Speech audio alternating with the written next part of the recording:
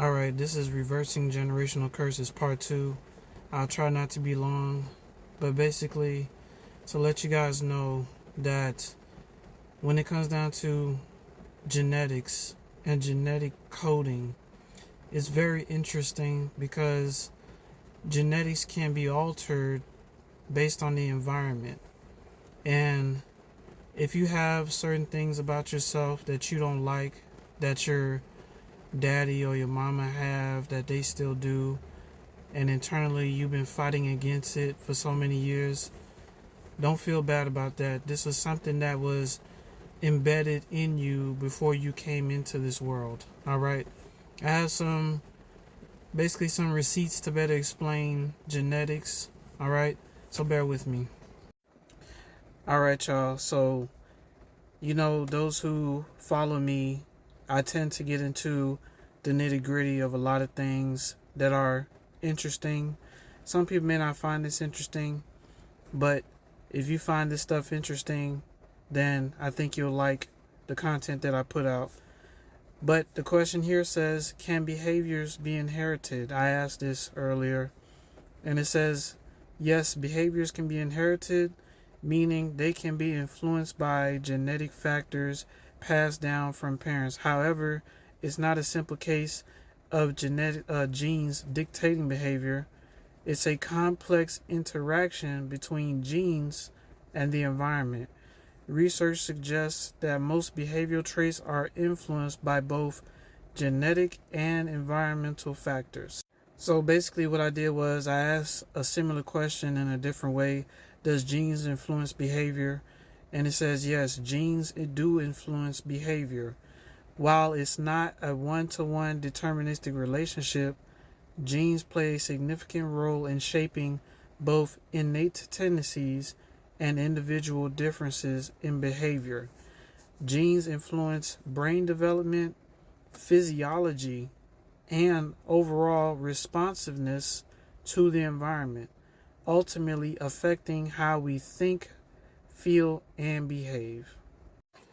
The key things that I want you all to pay attention to when it comes down to genetic coding is genes are adaptable to the environment that you in.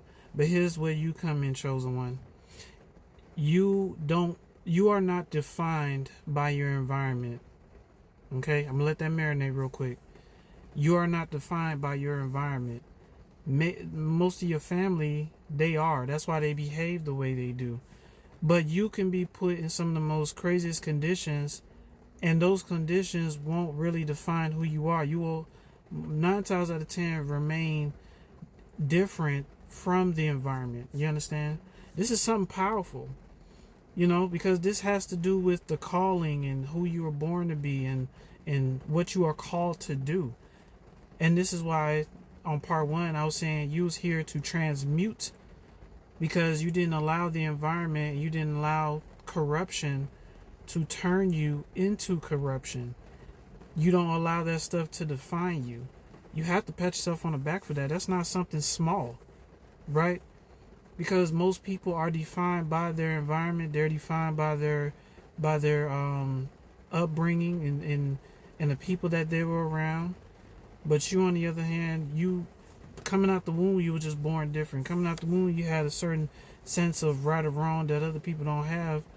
A lot of people have this sense of right or wrong based on what the environment and the hive mind go along with. You was never like that. You always question, is this right? It's like, this don't seem right. It don't feel right.